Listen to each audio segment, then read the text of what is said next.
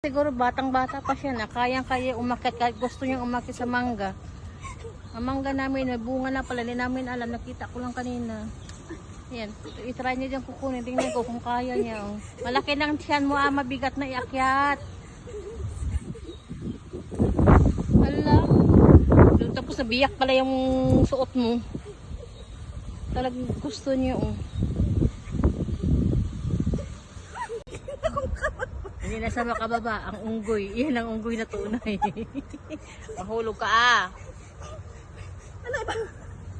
Ayun oh. Hindi lang siya kasi makina. Ayan oh. Ang mangga.